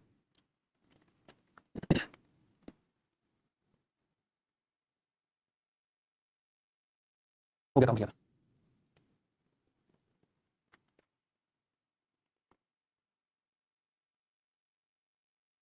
ठीक, देखिए हो गया काम भैया, कर दिया। चलिए चलिए, कोई बात नहीं। अरे सुधारने के लिए होता है ये काम, एक बार देखिए ये काम जो है वास्तव में किसी और को सुधारने के लिए। कोई टीचर बच्चे को मारता है, क्यों मारता है? ताकि वो अच्छे से पढ़े। क्या उस टीचर को कोई फायदा नहीं है? फिर भी बच्चे को मारता है तो समाज में नहीं आ रहा है, उसको तो आदमी को लेकिन उससे भविष्य अच्छा है। तो अंकुर भाई को इस चीज से खत्म करना जरूरी था ताकि वो आगे की ओर हमें नहीं टाइम बर्बाद करने लगा पड़े। ठीक है, हाँ, आगे क्यों बढ़े, आगे क्यों बढ़े और आगे समझे। आगे हेडिंग हमारे पास कौन सा क्वेश्चन है, वो है हमारे पास दक्षिणी महासागर, ये दक्षिणी महासागर। ठीक है, अगर हम दक्षिणी महासागर की बात करें, ये कंप्लीटली हमारे पावर है south America, sorry south America, ये कंप्लीटली हमारा सदर्न हेमिस्फीयर में यानी हमारा दक्षिण गोलार्ध में है। दूसरा ये भी साउथ दक्षिण रहता है, केवल यही दो पॉइंट आप याद रखने हैं। ठीक, यही दो पॉइंट आप याद रखने हैं, इसमें यही लिखेंगे, ये है कंप्लीट कंप्लीट दक्षिण गोलार्ध में, गोलार्ध में है। दूसरा पॉइंट यह भी बर्फ से ढका रहता है, ढका रहता है। बस यही पॉइंट आपको याद रखना है ना। चलिए इसके अलावा इसकी सीमा, एक पॉइंट लिखना, इसकी सीमा अटलांटिक ओशन, सॉरी अटलांटिक नहीं, अपनी इसकी सीमा किससे लगती है। चलिए ट्राई कीजिए, क्योंकि इससे जुड़ा हुआ अटलांटिक ओशन से कंप्लीट नहीं कर सकते। यहाँ तक चीजें कंप्लीट है, एक बार सारी चीजों को रिवाइज करा देता हूँ। सुबह कॉन्टिनेंट पढ़ें, केवल आप अच्छे से सुनिएगा चीजों को, है ना, अच्छे से सुनिएगा, मैं आपको रिवाइज करा देता हूँ। सबसे पहले कॉन्टिनेंट को बात करें, सबसे पहले कॉन्टिनेंट में डिस्कशन किया था। देखिए अच्छे से सुनिएगा चीजों को, मैं आपको बताता हूँ, रिवाइज हो जाएगा। सबसे पहला गोलार्ध हेमिस्फीयर, बेसिक क्वेश्चन दो भागों में बटा हुआ है। इसके ईस्ट वाले पोर्शन में नॉर्थ अमेरिका कॉन्टिनेंट और साउथ अमेरिका कॉन्टिनेंट है, जबकि इसके वेस्ट वाले पोर्शन में जो है वो हमारे पास एशिया कॉन्टिनेंट और ऑस्ट्रेलिया कॉन्टिनेंट है। ठीक है, सबसे गहरा महासागर है और सबसे बड़ा महासागर है, 16.5 लाख किलोमीटर एरिया का फैला हुआ है और 1/3 पृथ्वी का एरिया का फैला हुआ है, 1/3% एरिया का फैला हुआ है। इसका सबसे गहरा पॉइंट जो है वो हमारे पास मरियाना ट्रेंच है, मरियाना ट्रेंच। लगभग इसके 75% एक्टिव वोल्टेज जो है वो हमारे पैसिफिक ओशन में पाए जाते हैं। ठीक है, पैसिफिक ओशन में पाए जाते हैं, पैसिफिक ओशन। इसके बाद अटलांटिक ओशन को लेकर, तो यह एस आकार का होता है, पॉइंट दूसरा दो भागों में north Atlantic ocean, south Atlantic ocean है। इसके अलावा यहाँ पर इसमें एक सागर पाया जाता है जिसका नाम सागर, और इसका नाम सागर घासी नाम पड़ा है। ठीक है, और इससे सागर का कोई नहीं है। इसी में एक डेविल्स ट्रायंगल पाया जाता है जिसे हम वर्मुडा ट्रायंगल के नाम से जानते हैं। इसका सबसे गहरा पॉइंट जो है वो है और सबसे बड़ा है, और ये सेकंड सबसे बड़ा महासागर है, सबसे बड़ा ओशन है। उसके बाद इंडियन ओशन, कौन सा इंडियन ओशन? इंडियन ओशन की शेप जो है वो एम आकार की है, पहला पॉइंट ऐसे एम आकार की है। यहाँ पर महासागर के ऊपर वाला हिस्सा जो है वो एशिया कॉन्टिनेंट से जुड़ा हुआ है। ये मात्र ऐसा महासागर है जो कि हमारा ऐसा है, इसी के नाम पे इंडिया नाम पे इंडियन ओशन है। इसके नॉर्थ में एशिया कॉन्टिनेंट है, इसके वेस्ट ईस्ट में हमारे पास ऑस्ट्रेलिया कॉन्टिनेंट और वेस्ट में अफ्रीका कॉन्टिनेंट है। इसका सबसे गहरा पॉइंट जावा रखें ना, जावा रखें। इसके अलावा हम बात करें आर्कटिक ओशन, हमेशा बर्फ से ढका रहता है नॉर्दर्न हेमिस्फीयर में, अगर बर्फ से ढका रहता है इसे कहते हैं क्या, निर्जल महाद्वीप, है ना, या फिर इस नाम से जाना जाता है, इसे निर्जल महाद्वीप के नाम से। ये इसी सीमा में नॉर्थ अमेरिका कॉन्टिनेंट और यूरोप से है। उसके बाद है दक्षिणी महासागर, अगर दक्षिणी महासागर की बात करें तो ये कंप्लीटली सदर्न हेमिस्फीयर में है, कंप्लीटली, और ये हमेशा यूरोप से रहता है। ठीक है, एक बार सारे पॉइंट को आप समझोगे। यहाँ तक चीजें हमने सबसे पहला सबसे बड़ा ओशन कौन सा है, यहाँ तक कोई भी दिक्कत आपको नहीं होगी, तो सारे पॉइंट बनते हैं ये कॉन्टिनेंट को लेकर, है ना। इसका आगे क्वेश्चन कल पढ़ेंगे, महासागर को लेकर, सॉरी महासागरीय जलधाराओं को लेकर डिस्कस करेंगे, क्योंकि लगभग टाइम भी है, कुछ बताऊंगा तो भी कंसेप्ट क्लियर नहीं हो पाएगा। दूसरी चीज आप याद रखिए, देखिए पहली चीज मैं आपको पढ़ाता हूँ, बहुत बच्चे क्लास देख रहे हैं, आप लगातार कमेंट करते हो, मैं आप ही के लिए ना, कहीं आपके कुछ ऐसी चीजें हो जो आपको परेशान कर रही हो, समझ में आ रही हो, उसके लिए कमेंट देता हूँ। जब मैं कमेंट देता हूँ तो आपको पता है टीचर पढ़ाएगा तो फ्लो टूटेगा, भाई ना बताइए। अब जब आप फ्लो पढ़ाने टूटेगा तो आपको नुकसान होगा, मेरा नुकसान होगा, आपका नुकसान होगा, है ना। आपका एग्जाम नजदीक है, इस हद तक थोड़ा गुस्सा भी आ जाए उसको बुलाते हैं, है ना। क्योंकि आप एक बात बताइए, नाम लेने के लिए ऐसे कर रहे हैं, आप नौकरी के लिए कैसे काबिल हैं, आप ऐसा बोलना नौकरी के लिए काबिल। भाई एक सच्चाई ये भी सुनाई, पक्षी भी सुना, वैकेंसी हमारे पास कितनी 60,000, कौन की उम्मीद 35 लाख, कौन सी बात कर रहा हूँ, कौन की उम्मीद 35 लाख। अगर मैंने मुझसे बोल दिया तो एक चीज आप ये भी जानते हो कि 60,000 में से लगभग हमारे 34 लाख बच्चे, 35 लाख 34 लाख बच्चे से भाग में, है ना। तो सच्चाई ये भी है, उसके बाद भी आप हरकतें ऐसी कर रहे हो जिसका कोई जवाब नहीं, लगभग 40 बच्चों को आप डिस्टर्ब कर रहे हैं। तो ये इस चीज को समझिए, गुस्सा नहीं होता, वास्तव में ये चीज होती है, मैं पढ़ा रहा हूँ, मेरे पढ़ाने का उपयोग कर रहा है, उससे आपको नुकसान हो रहा है। आप ये समझिए आप कितनी बड़ी नहीं है। जब आप एग्जाम में बैठेंगे गलती से मेरे से पॉइंट छूट गया, आपके डिस्टर्ब वजह से, अब वो पॉइंट गलती से छूट गया, एग्जाम में आ गया पॉइंट 2 नंबर से 1 नंबर से पॉइंट 0 0 1 नंबर से बच्चे भागते हैं। जब कॉन्सेप्ट रिजल्ट आएगा तब देखना बच्चे कितने पॉइंट के नंबर से भागेंगे। ठीक है, तो इस चीज को समझा करो। मैं एक घंटा अपनी पढ़ाने आपको कंप्लीट से घंटे यूटिलाइज करने दिया करो। ठीक है, चलिए कल की क्लास में हम इसको लेकर बात करेंगे, कल की क्लास में महासागरीय जलधाराओं को लेकर बात करेंगे। मैं एक ओवरव्यू देता हूँ, महासागरीय जलधाराओं को लेकर क्वेश्चन बनता है, कौन सी महासागरीय जलधारा किस क्वेश्चन में रहती है, तो हमने क्वेश्चन कंप्लीट कर लिया, कल इस चीज को अच्छे से समझाएंगे। दूसरी चीज एक होती है गर्म जलधारा, ठंडी जलधारा, है ना। तो गर्म जलधारा कौन सी होती है, ठंडी जलधारा कौन सी होती है, ठंडी और गर्म ये क्यों कहा जाता है, और आप एक बार में कैसे पहचान सकते हैं कि कौन सी जलधारा गर्म होगी, कौन सी जलधारा ठंडी होगी। ये सारे पॉइंट बनते हैं ओशन करंट यानी महासागरीय जलधारा को लेकर, इसे हम कल करेंगे। ठीक है, और जैसे महासागरीय जलधारा कंप्लीट होती है तो इसके आगे महाद्वीप की थोड़ी पढ़ेंगे, यानी जितने हमारे सात महाद्वीप होंगे नंबर वाइज करेंगे। अगर हम एक कॉन्टिनेंट को उठाते हैं तो उसमें पर्वत है, पठार है, रेगिस्तान है, नदियां हैं, ठीक है, फेमस उनके देश है, फेमस शहर है, उत्पादन क्षेत्र है, खाने हैं, उन सभी को एक बार में कॉन्टिनेंट है, एक कॉन्टिनेंट को कंप्लीट करेंगे। लगभग आपके 500 से, है ना। हमें मान लीजिए सैटरडे से आपका शुरू हो जाएगा महाद्वीप, और जहां महाद्वीप खत्म हो जाएगा आपको कुछ नहीं बचेगा, आपके भूकंप बचेंगे और आपके वॉल्केनो बचेंगे। ठीक है, चलिए तो अगली वीडियो में आप क्या लिखिए, क्या लिखिए, कल क्लास में मैं बैठ के और गुस्सा नहीं क्या है, आपके लिए पढ़ा रहा हूं घंटे, तो किसी मकसद से पढ़ा रहा हूं। ठीक, क्या लिखिए, आप जो सही से करिए, ठीक, गुस्सा की बात नहीं है, बात आपको क्या होगा, मैं कहता हूं ये नॉर्मल चीज है ना। उसके बाद ये हरकतें अच्छी हैं, कभी कभी कोई दिक्कत नहीं, क्या लिखिए, मैं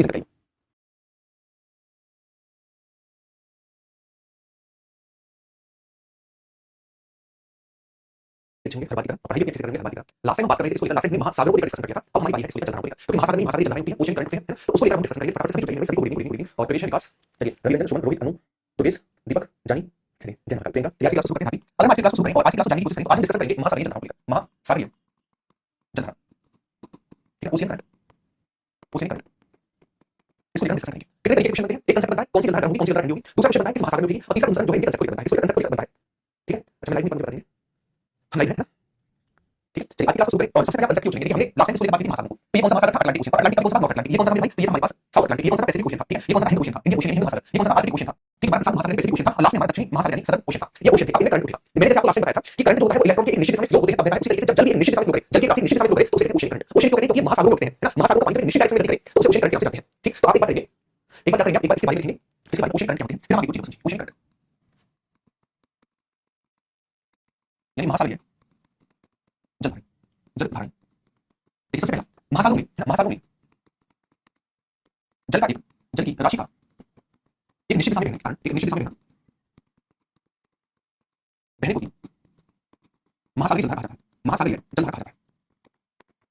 कहा जाता है। एक चीज आप समझेंगे, आप चीज एक बहुत गौर से समझेंगे, चीज को लेकर पहले नहीं लिखा है, एक मिनट रुकिएगा।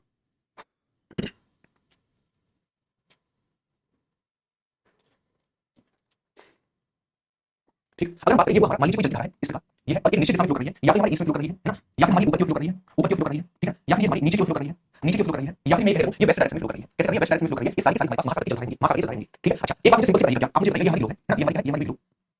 ये अच्छा अगर मैं बात करूं ये हमारा हुआ बीच वाली जो क्या होती है हमारी भूमध्य रेखा, ये इक्वेटर, ठीक है, उसके बाद हमारी ये कट रेखा, भूमध्य रेखा छोड़िए, इसे समझिए, ये भूमध्य रेखा ना, भूमध्य रेखा ये हमारी ये हमारे पोल्स पोल्स ना, पोल्स का देखिए नॉर्थ पोल, नॉर्थ पोल यानी उत्तरी ध्रुव, ठीक है, ये हमारा क्या, ये हमारा साउथ पोल, साउथ पोल यानी दक्षिणी ध्रुव, दक्षिणी ध्रुव, ठीक है। अच्छा एक चीज समझिएगा, ये हमारा नॉर्थ पोल है, ये हमारा साउथ पोल है, मुझे एक चीज बताइए, ये आपको कट रेखा और मकर रेखा के बीच है, यानी भूमध्य रेखा से कट रेखा और भूमध्य रेखा से मकर रेखा के बीच में क्या होता है, आपने यहाँ पर गर्मी रहती है, गर्मी रहने के पीछे लॉजिक है, तो आप एक बहुत सिंपल आंसर करेंगे, गर्मी रहने के पीछे लॉजिक है, लॉजिक ये हमारे पास कौन सी है, ये हमारे पास कट रेखा, ये हमारे पास कौन सी है, मकर रेखा ना, मकर रेखा है, इसके पीछे लॉजिक आप ये करेंगे, इसके पीछे हमारा सन चमकता है, इनके बीच में कैसा होता है, सन चमकता है, इसीलिए हमारी गर्मी रहती है। अरे भाई ना मुझे बता दीजिए, सीधी सी बात, आपकी बिल्कुल ठीक बात है, ठीक।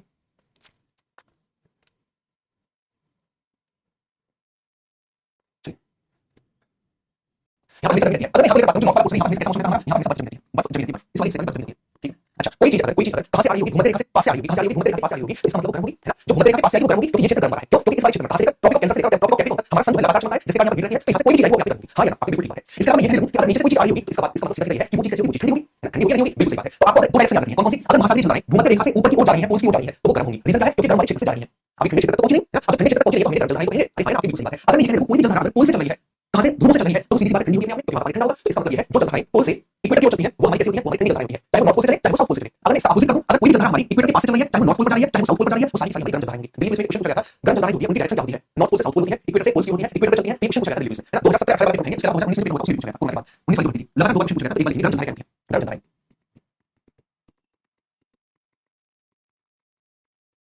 वहां से करंट की कोई दिक्कत नहीं। अगर हम बात करें गर्म जल धारा की, गर्म जल धारा इक्वेटर से पोल की ओर चलती है, चाहे वो नॉर्थ पोल हो चाहे वो साउथ पोल, आप देखिए गर्म जल धारा, गर्म जल धारा इक्वेटर से, इक्वेटर यानी भूमध्य रेखा से, भूमध्य रेखा से कहां से पोल्स की ओर गति करती है, पोल्स की ओर गति करती है, अब पोल्स में क्या लिखेंगे, पोल्स में हमारा north pole plus south pole, north pole plus south pole, south pole इनकी ओर मूवमेंट करती है, ठीक है। अच्छा यदि बात करूं इसको लेकर, ये भी गर्म जल धारा है, ठंडी जल धारा को लेकर बात करूं तो ठंडी जल धारा हमारी पोल्स से इक्वेटर की ओर चलेंगी, यानी साउथ पोल से इक्वेटर की ओर या नॉर्थ पोल से इक्वेटर की ओर मूवमेंट होगी। आप देखेंगे हमारी ठंडी जल धारा क्या होती है, ठंडी जल धारा आप देखेंगे ठंडी जल धारा ये जल धारा, ये जल धारा नॉर्थ पोल से इक्वेटर और साउथ पोल से इक्वेटर की ओर चलती है, और चलती है। आप देखेंगे क्योंकि ये ठंडे क्षेत्र से आ रही होती है, से आ रही होती है, इसीलिए इन्हें क्या कहते हैं, इसीलिए ठंडी जल धारा कहते हैं, ठंडी जल धारा कहते हैं। वही हम इसको लेकर बात करें, ठीक, वही हम इसको लेकर बात करें, वो गर्म जल धारा को लेकर आप देखेंगे क्योंकि इक्वेटर से आ रही होती है इसलिए गर्म जल धारा होती है ना, एक पॉइंट इसके बाद लिखेंगे क्योंकि है ये इक्वेटर से आ रही होती है इसीलिए ये गर्म जल धारा होती है, गर्म जल धारा होती है, ठीक है। यहाँ तक कोई दिक्कत मुझे बताएंगे, ठीक है, एक बार बताएंगे, अगर इससे ज्यादा मैं लाइक करती बोर्ड जो है बन जाए, समझे, तो ये अपनी पंचायत को बात करना, इन चीजों को समझिए, एक बार से नोट डाउन करिए ना, मैंने कुल चीजें नहीं समझाया, कुछ ना लॉजिक नहीं बताया, बताया जो हमारी भूमध्य रेखा से ध्रुव की ओर जाएंगी, चाहे वो भूमध्य रेखा से नॉर्थ पोल की ओर जा रही हो चाहे वो भूमध्य रेखा से साउथ पोल की ओर जा रही हो, ये क्योंकि गर्म क्षेत्र से ठंडे क्षेत्र की ओर जा रही है इसलिए गर्म जल धारा है। इसके अलावा मैं बात करूं जो जल धारा हमारी कहां से चल रही होंगी, ध्रुव से चल रही होंगी, कहां पर इक्वेटर की ओर, चाहे वो दक्षिणी ध्रुव हो चाहे वो उत्तरी ध्रुव हो, क्योंकि ठंडे क्षेत्र से आ रही है इसीलिए कहा जाता है गर्म ठंडी जल धारा, ठीक है, ठंडी जल धारा कहा जाता है। एक बार इन सारी चीजों को नोट डाउन करेंगे फिर हमारी को पढ़ेंगे ना, फिर हमारी को पढ़ेंगे, चलिए एक बार नोट डाउन करिए, फिर हम जल धारा को देखते हैं। एक आईवी बीजी शुरू होगी, एक जनवरी से बीजी शुरू होगी, एक जनवरी से शुरू होगी, सीधे चाहे नोट कर लो, वरना मार्केट लिखा है ना, मेरी मार्केट लिखा है ये बीजी एक जनवरी से शुरू होगी, एक बार से नोट करिए, और जब नोट डाउन हो जाएगा ना तो एक बार बता दिया मुझे नोट डाउन हो गया।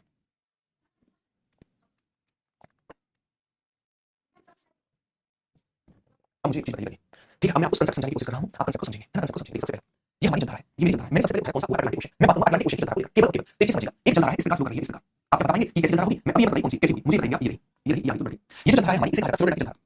फ्लोरिडा की जल धारा है ना, ये वाली, ठीक है, इसे कहा जाता है गल्फ स्ट्रीम, क्या कहा जाता है गल्फ स्ट्रीम कहा जाता है, कोई दिक्कत नहीं है। इसके अलावा मैं बात करूं ये हमारी मध्य रेखा से चली, इक्वेटर से चली और ये हमारी साउथ पोल की ओर गई, इसे कहा जाता है ब्राजील की जल धारा, तो कहा जाता है ब्राजील की जल धारा क्योंकि ये ब्राजील से होती है, मतलब ब्राजील वाले से ऊपर जा रही है, इसीलिए इसे कहा ब्राजील की जल धारा,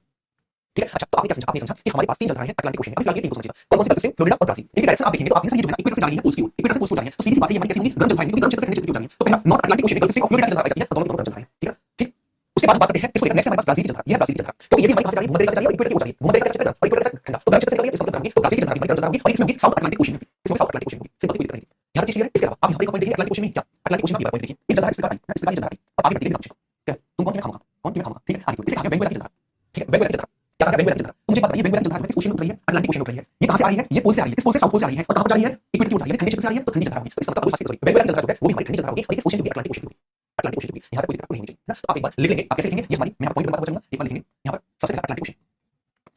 अटलांटिक ओशन की लिस्ट ओशन की जल धारा, ठीक है। अच्छा सबसे पहले दो को लेकर कौन सी, गल्फ स्ट्रीम, सेकंड पर मैंने बात की फ्लोरिडा, पर मैंने बात की ब्राजील, फोर्थ पर मैंने बात की वेंगुएला, ठीक है। अच्छा मैंने क्या बताया, मैंने आपको ये बताया कि गल्फ स्ट्रीम हमारी फ्लोरिडा भूमध्य रेखा से ऊपर चल रही है, इसके अलावा भूमध्य रेखा से नीचे की ओर जा रही है, ब्राजील की तरफ जा रही है, जबकि पोल से हमारी इक्वेटर की ओर आ रही है, अगला वेन बेला, ये हमारी कैसे हमारी तरफ, ठीक है। तो आप एक बार यहां पर पॉइंट बनाकर ये कौन सी गल्फ स्ट्रीम है, ये कैसे हुई, गर्म गल्फ स्ट्रीम कैसे हुई, गर्म हुई, ठीक है। अच्छा गर्म, ठीक, फ्लोरिडा कैसे हुई, गर्म हुई, इसके अलावा ब्राजील कैसे हुई, गर्म हुई, गर्म, इसके अलावा वेन बेला कैसे हुई, वेन बेला हमारी ठंडी चल रहा है, ठंडी चल रहा है। कोई दिक्कत है, कोई दिक्कत नहीं आपको, नहीं होनी चाहिए कोई दिक्कत। अब हम एक बात इसमें समझते हैं, इसमें समझते हैं, इसमें समझते हैं, देखिए एक हमारी एक बात बताइए, ये मैंने आपको तीन बताई, क्योंकि पूरी वीडियो आ नहीं सकती, सेम कोई बता नहीं सकता है ना, क्योंकि सब कुछ मिक्स हो जाता है। तीन टॉपिक पढ़ी, कौन सी आपने पढ़ी, फ्लोरिडा की तरफ पढ़ी, गल्फ स्ट्रीम पढ़ी, ये हमारी गलती है ना। एक आती है लेबनान की तरफ, क्योंकि ऊपर लेबनान आ रहा है, ये आती है अटलांटिक ओशन के ऊपर से आती है अटलांटिक ओशन में, यानी पोल से आ रही है, इक्वेटर की ओर आ रही है, पोल से इक्वेटर की ओर आ रही है, इसका मतलब कैसे होगी, आपकी समुद्र ठंडी चल रहा होगी, कैसे ठंडी चल रहा होगी। इसके अलावा एक एंटीलिस की तरह, एंटीलिस की तरह ये हमारी सोच जाती है, इससे जाती है, इसकी मूवमेंट क्या है, तो इसकी मूवमेंट हमारी इसी तरीके से कैसे मूवमेंट इक्वेटर से पोल से गर्म से जा रही है, ये हमारी गर्म चल रहा होगी, कैसे गर्म होगी, और ये कैसे होगी, हमारी ठंडी होगी, ठंडी चल रहा होगी, सिंपल है, कोई दिक्कत नहीं होनी चाहिए। अच्छा एक है की तरह, आपको देखिए की तरह पोल से आ रही है, आपके सही पोल से आ रही है अटलांटिक ओशन में, यानी पोल से आ रही है हमारी इक्वेटर की ओर, यानी ठंडे से गर्म की ओर, तो कैसे होगी, ठंडी चल रहा है, कैसे ठंडी चल रहा होगी, तो ये हमारी कैसी सारी सारी ये हमारी ठंडी है, ये कैसे ठंडी होगी, ठीक है, ठंडी होगी, इसके अलावा ये ठंडी होगी, ये हमारी गर्म होगी, ठीक, ये हमारी सारी मूवमेंट अटलांटिक ओशन की, एक अटलांटिक ओशन की हमारी,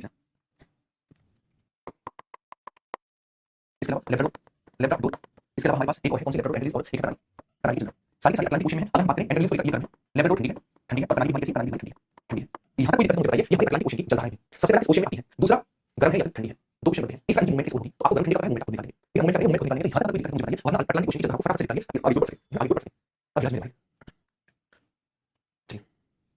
प्रैक्टिस नहीं, मैं बता रहा हूँ आपको, कल आपकी कल या फिर नहीं पता नहीं है ना, मैंने आज भेज दिया बायोलॉजी की आपकी 27 प्रैक्टिस क्लास में, प्रैक्टिस करने लगी है। देखिए मेरी चीज समझिएगा, जो मैं प्रैक्टिस करवा रहा हूँ उसे आप मूव करके विश्वास से करना, उसके एक एक क्वेश्चन प्रीवियस लिखा हुआ है, ऐसा नहीं लास्ट ईयर जो अच्छे क्वेश्चन हमारे एसएससी 2011 2005 2016 2017 2020 जितने भी एसएससी के एग्जाम है या स्टेट के एग्जाम है, जिसमें हमारा ज्योग्राफी का और बायोलॉजी का और फिजिक्स का क्वेश्चन पूछा गया है, बड़ी मेहनत से प्रैक्टिस करना है, 28 प्रैक्टिस है, आज करेंगे, ये कर देंगे, ये कर देंगे, आप देखिए ना, मैं आपको क्लियर दिखा सकता हूँ, ऐसी बात नहीं है, मैं भेज दिया। अच्छा आगे बढ़े, आगे बढ़े, आगे बढ़ेंगे, आप देखिए हम इसको बात करें, एक बार इसको बात करते हैं, इसको ये हमारे पास चल रहा है, ये हमारे पास प्रशांत महासागर है, कौन सा है प्रशांत महासागर है, और ये हमारे पास कौन सा है प्रशांत महासागर है, आपने बिल्कुल ठीक बात है। अगर मैं आपको प्रशांत महासागर की चल रहा हूं तो हाईलाइट करूं, आप मुझे ठंडी करना, सबसे पहले पेपर हम वोल्टेज चल रहा है, मुझे बताइए ठंडी है गर्म है, पेपर हम वोल्टेज चल रहा है, ठंडी होगी या गर्म होगी, पहली चीज। दूसरी चीज आप मुझे बताइए, ये आपके पास कैलिफोर्निया चल रहा है, कैलिफोनिया चल रहा है, गर्म होगी या ठंडी होगी, इसके अलावा अलास्का चल रहा है, गर्म होगी या ठंडी, तीन तो ये हमारी बेसिक क्वेश्चन। इसके अलावा बात करूं, ये आपको दिखेगी क्यूआई या ओयो चल रहा है, क्यूआई या ओयो चल रहा है, जो पोल से इक्वेटर की ओर आ रही है ना, इसके अलावा सुशिमा चल रहा है, जो कि हमारी इक्वेटर से पोल से जा रही है, ठीक। अच्छा उसके बाद आपको यहां पर दिखेगी क्यूआई चल रहा है, क्यूआई चल रहा है, जो कि हमारे पास आ रही है, जो कि हमारी पोल से इक्वेटर की ओर आ रही है, ठीक है। इसके अलावा आपको यहां पर दिखेगी कौन सी, या आपको दिखेगी ये वाला क्वेश्चन जो दिखा हुआ आपको, ये इसे कहते हैं पूर्वी ऑस्ट्रेलिया चल रहा है, पूर्वी ऑस्ट्रेलिया चल रहा है, तो मुझे बताइए कैसे है, तो आप एक बात समझिए, मैं इधर की बात करता हूं, कैलिफोर्निया चल रहा है क्योंकि पोल से आ रही है इक्वेटर की ओर, इसका मतलब ठंडी है, अलास्का चल रहा है क्योंकि इक्वेटर से पोल से जा रही है, यानी गर्म से ठंडी हो जा रही है, गर्म चल रहा है, पेपर हम वोल्टेज चल रहा है क्योंकि इक्वेटर से आ रही है, सॉरी तो ये पोल से आ रही है इक्वेटर की ओर, ठंडी चल रही है, इसका मतलब ठंडी चल रहा है, ये ठंडी चल रहा है, तो ऐसे क्वेश्चन निकालिए, ऐसे क्वेश्चन चल रहा है।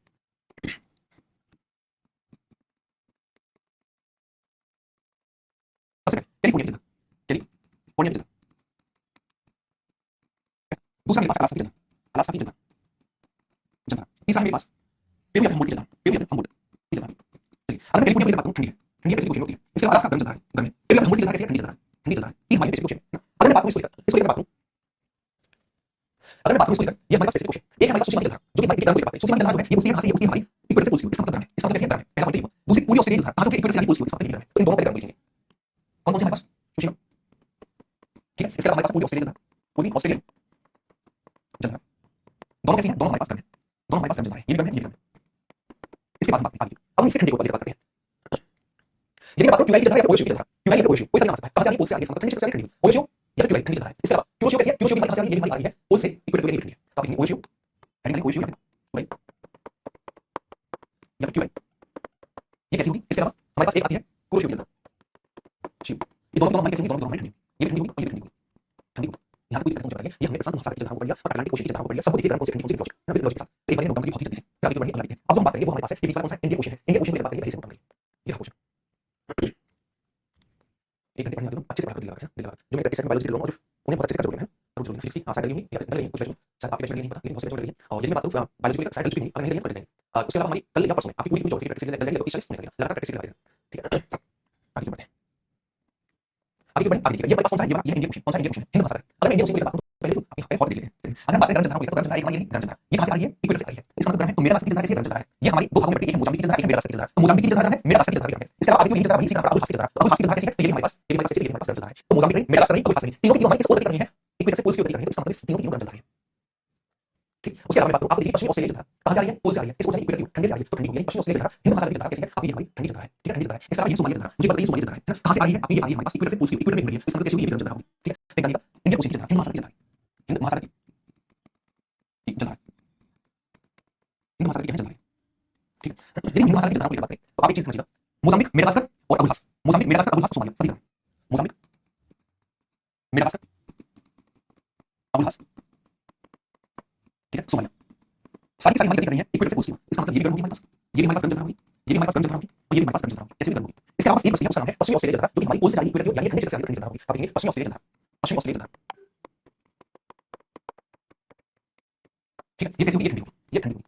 ठीक, तो ये सारी की सारी हमारी चल रहा है कि जो बहुत ज़्यादा इंपॉर्टेंट थी, है ना? मुझे याद नहीं हो रहा है, याद होगा प्रैक्टिस लगातार प्रैक्टिस करोगे, अभी 45 दिन से लगा है आपके पास और ये नौकरी बनानी चाहिए आपके लिए, अच्छे से तैयारी करो, अच्छे से करो, है ना? जो प्रैक्टिस की है, जो क्वेश्चन हो, अच्छी बात है, बहुत अच्छी बात है, जो क्वेश्चन ना हो बिल्कुल डिमोटिवेट नहीं होना, उसे खाना गूगल पर डालना, उसके बारे में जो आपको सही है, मतलब ये चीज़ चाहिए, उस चीज़ को कॉपी नोट करना, पूरी प्रैक्टिस खत्म करो, एक दिन में 4 प्रैक्टिस करो, बायोलॉजी में बायोलॉजी खत्म करना, 28 प्रैक्टिस है, सही खत्म, है ना? लगभग 8-10 मार्क्स 11 हमारी फिजिक्स की, ठीक, उनके 2 दिन मान लीजिए, इसी तरीके से 30-40 मार्क्स रहेंगी ज्योग्राफी रहेंगी, उनको आप एक दिन में 4-5 कॉपी कर सकते हो, क्योंकि एक प्रैक्टिस का फंक्शन है, उस तरीके से आप जब तक आपके एग्जाम की प्रैक्टिस इक्वल करके नहीं चाहिए, ठीक है, इक्वल करके नहीं चाहिए, उसी रेशियो में आप चीज़ों को याद करके प्रैक्टिस करें, ठीक है, चलिए आगे बढ़ते हैं, तो ये सारा हमारे डिस्कशन खत्म होता है, करंट डिस्कशन खत्म होता है, तो मुझे बताइए कि आपको चल रहा है समझ में आई है नहीं है, एक बार फटाफट से बता दीजिए, फिर हम कुछ फैक्टर चीजें हमको लेकर आते हैं, इसको नोट करिए और ये हमारी चल रहा है खत्म होती है, कौन सी चल रहा है, कौन सी चल रहा है, कौन सी चल रहा है, करती है, कौन सी करती है, ये सारी सारी चीजें कौन सी किस भाषा में होती है, किस कोचिंग होती है, ये सारी पॉइंट क्लियर हुई, अब हम बात करेंगे थोड़े से फैक्चुअल क्वेश्चन को लेकर बात करेंगे जो चल रहा है उससे मिलते हैं, फैक्चुअल चीजें क्या है, सीधे समझिएगा, गलत स्ट्रीम जो है ना, गलत स्ट्रीम जो है एक गलत चल रहा है और इसी को प्रक्रिया का कंबल कहा जाता है, कंबल किसे कहा जाता है, इसको गलत स्ट्रीम को, ठीक, जिसकी सबसे तेज चलने वाली जनता जो है गलत स्ट्रीम है, गलत स्ट्रीम एक प्रक्रिया से कंबल कहा जाता है, क्योंकि कंबल क्या करता है, सबसे तेज गति चलती है, ये जो है हमारी कौन सी गलत स्ट्रीम है, गलत स्ट्रीम है,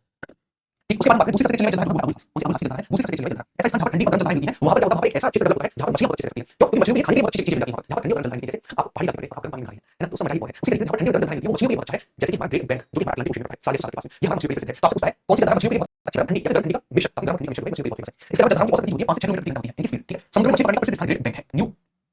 फॉकलैंड के पास ग्रेट बैंक, तो ग्रेट बैंक क्या है, यहाँ पर ठंडी और गर्म जलवायु मिलती है और यहाँ पर मछली बहुत अच्छे से पकड़ी जाती है, वो ग्रेट बैंक, ठीक है, आगे क्यों आगे बढ़ते हैं आगे कौन सी जलधारा यूरोप का रंग बदल गया है, मैंने आपको बताया किसी में, ठीक है, इस जलधारा का रंग गहरा नीला होने के कारण इसे काली जलधारा कहा जाता है, वो हमारी कौन सी है, क्योशिक जलधारा, क्योशिक जलधारा है, जापान की रहती है, इसी क्वेश्चन में जलधारा इसका इतना नीला है काला काला पानी का, इसलिए काली जलधारा कहते हैं क्योशिक जलधारा को, तो सारे सारे क्वेश्चन सारे सारे क्वेश्चन सारे सारे अटलांटिक ओशन में पड़ता है, यहाँ पर सारे सारे ये बात है, सारे सारे कुछ नहीं, यहाँ पर जलधारा चित्र का रंगीकरण यहाँ पर एक सागर बन गया है, सागर बन जाने के बाद एक बार ऐसा सागर के बीच में अटलांटिक ओशन है, इसका नहीं है, तो आपसे कुछ नहीं सारे सारे है अटलांटिक ओशन में, कौन सा Atlantic ocean, north Atlantic ocean में, ऐसा कौन सा सागर कोई नहीं है ना, तो आपकी वही सारे सारे यहाँ पर किसी है आपकी हम सीख इसके नाम सागर से पढ़ा है, तो इसमें आई सारे भाषा पढ़ा है ना, सारे भाषा पढ़ा सारे सारे ये हमारी सारी सारी कंप्लीट होती है, ये सारी सारी कंप्लीट करके नोट करिए, ये हमारा ओशन का जलधारा है, एक और क्वेश्चन है ये बीच में कौन है,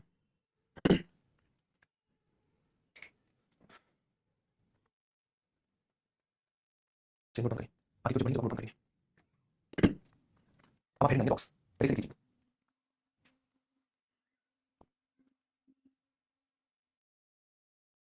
गवर्नमेंट में सालों की सीमा नॉटिकल लीग यूज करा जाती है, समुद्री लीग नॉटिकल लीग जाती है, उस नॉटिकल लीग से ही ना पता इस समुद्री सीमा है, चलिए इसे नोट कीजिए,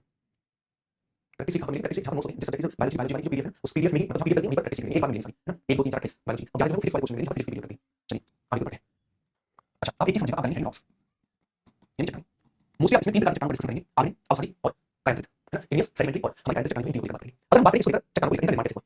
देखिए सबसे पहले पृथ्वी के नीचे वाली हिस्से में गलित अवस्था में चीज है, जितनी चीज है नीचे टेम्परेचर बहुत हाई है, सब कुछ पिघल चुका है, उसे कहा जाता है मैग्मा, क्या कहता है ये मैग्मा, तो पहला चीज पृथ्वी के अंदर गलित अवस्था में पाई जाने वाली धातुओं और चट्टानों के द्रव होता है, इसे लिक्विड उसको कहा जाता है मैग्मा कहा जाता है, पहली चीज, जब यहाँ पर प्रेशर बढ़ेगा तो ये एक दिन ज्वालामुखी फटेगी और फटने के लिए इकट्ठा होगी, है ना, तो जब यही चीज कौन सी चीज, जब यही चीज हमारी कहां पर आ जाती है, बाहर आ जाती है, यही मैग्मा बाहर आ जाता है, तो इसे कहा जाता है लावा, क्या कहा जाता है लावा कहा जाता है, ठीक है, अब लावा कितना गर्म होगा, बहुत ही ज्यादा गर्म होगा, तो जैसे ही लावा आकर जमेगा, लावा आकर जमेगा तो सीधी सी बात है, इतना गर्म है, इसमें बात तो नहीं पाएंगे, लेयर्स तो नहीं पाएंगे, कठोर भाग बनेगा, तो लावा के जमने से सबसे पहले चट्टानों का निर्माण होता है, उन्हें कहते हैं आग्नेय चट्टानें, इग्नियस रॉक कहते हैं, ठीक है, तो ये जैसे ही लावा आकर जमेगा सबसे पहले इग्नियस रॉक बनेगी, इग्नियस रॉक यानी आग्नेय चट्टानें बनेगी,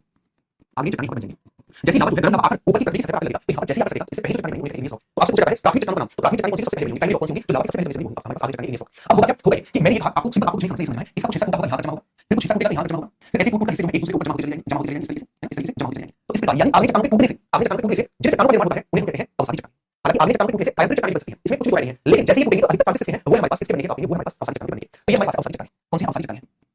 अवसादी, तो आपसे पूछेगा कि हमारे पास किससे लेयर पाई जाती है, चट्टानों लेयर पाई जाती है, तो आपके पास लेयर अवसादी पाई जाएगी, सेडिमेंट्री रॉक्स पाई जाएगी, रीजन है कि जब लेयर का एक बार उसके ऊपर दूसरी बार उसके ऊपर तीसरी बार तभी लेयर बनेगी, तो आपके पास जो लेयर बनेगी जब एक साथ सके उसके ऊपर दूसरा हिस्सा लग जाए उसके ऊपर तीसरा लग जाए, यानी अवसादी चट्टानें जो है ये हमारी कैसी होती है, लेयर नुमा होती है, यानी इनमें परत पाई जाती है, क्या पाई जाती है, अच्छा जब इनमें परत है तो इनमें जीव भी तो बनेंगे, इनके नीचे पेड़ पौधे वनस्पति भी तो बनेंगे, यानी इनमें जीवाश्म पाए जाते हैं, तो यहाँ पे जीवाश्म होगा, यहाँ पे जीवाश्म होगा, यहाँ पे जीवाश्म होगा, यहाँ पे जीवाश्म होगा, यहाँ पे जीवाश्म होगा, आप इन सब आगे चट्टानों में जीवाश्म कर सकते हैं, क्योंकि लावा जमा होगा उसके ऊपर दूसरा लावा होगा, ये गर्म है लावा, ये जीवाश्म का भून जाएगा, अगर जीवाश्म गलती से आगे है तो साथ में इसके अंदर कुछ करेगा गर्म लावा, ठीक, इसलिए आपने चट्टानों में परत नहीं बन पाती है और हमारे पास परत नहीं बनती है, दूसरा लेयर नहीं पाई जाती है, क्योंकि आप लोग लीजिए लोहे पे लीजिए उस पर जल्दी से पानी डाल दीजिए कठोर हो जाता है, तभी लेयर नहीं बनेगी, तो ये तो कठोर होती है आगे दूसरा इनमें लेयर नहीं पाई जाती है, वही अवसादी को बात करें तो अवसादी जो बनती है रॉक से सेडिमेंट्री रॉक, ठीक है, लेकिन एक चीज याद रखिए इनमें हमारे पास लेयर्स पाई जाती है, इनमें हमारे पास जीवाश्म पाई जाती है, लेकिन इनमें इनकी खास बात है इनमें धातु खनिज होते हैं, इनमें क्या होते हैं, इनमें धातु खनिज होते हैं, और इनमें क्या होते हैं, इनमें हमारे पास जीवाश्म होते हैं, इनमें जीवाश्म होते हैं, जीवाश्म, ठीक है, अच्छा लेकिन इसी को लेकर बात करो, ये हर आपका ठीक है, अब ऐसा भी हो सकता है कि हमारी अवसादी चट्टानें टूटी और इसमें बदल गई कायांत्रिक चट्टानों में बदल गई, ऐसा भी हो सकता है कि कायांत्रिक चट्टानों में बदल जाए, है ना, आपकी बिल्कुल सही बात है, ऐसा भी हो सकता है कि अवसादी चट्टानें कायांत्रिक चट्टानों में बदल जाए, तो कायांत्रिक चट्टानों का निर्माण किससे होता है, अवसादी से ही नहीं होता, आगे चट्टानें इग्नियस रॉक हमारी कायांत्रिक चट्टानों में बदल सकती है, इसके अलावा अवसादी चट्टानें हमारी कायांत्रिक चट्टानों में बदल सकती है, कायांत्रिक यानी काया का बदल जाना यानी रूप का बदल जाना, तो रूप हमारे पास आगे चट्टानों में बदल सकता है और रूप अवसादी का बदल सकता है, तो ये हमारे पास रूपांतरित चट्टानें, ये कौन सी रूपांतरित चट्टानें चट्टानें, ठीक है, यहाँ कोई दिक्कत आपको नहीं होनी चाहिए, चलिए एक बार लिखेंगे जो मैंने पॉइंट बताए उनको लेकर लिखेंगे, सबसे पहला पृथ्वी के अंदर तापमान अधिक होने के कारण गलित अवस्था में चट्टानें में धातु पाई जाती है, चट्टानें में धातु पाई जाती है, इन्हीं क्या कहते हैं, इन्हीं क्या कहा जाता है, इन्हीं मैग्मा कहा जाता है, मैग्मा कहा जाता है, ठीक है। अच्छा, जब अंदर दबाव बनेगा, प्रेशर जनरेट होगा ना, प्रेशर जनरेट होगा, ऊपरी सतह फटेगी, इसे कहा ज्वालामुखी उद्गार, यानी ज्वालामुखी का फटना, ना। ताकि जब लावा हमारा बाहर, जब मैग्मा बाहर निकलता है, जब मैग्मा मैग्मा बाहर निकलता है, बाहर निकलता है, इसे ही ज्वालामुखी उद्गार कहा जाता है, यानी ज्वालामुखी का फटना कहा जाता है, ज्वालामुखी उद्गार, ज्वालामुखी का फटना कहा जाता है। ठीक है। अच्छा, ठीक, आगे बढ़े। अगर हम इसी को लेकर बात करें, इसी को लेकर बात करें, आप कहेंगे जब मैग्मा सतह पर आ जाता है, सतह पर आ जाता है,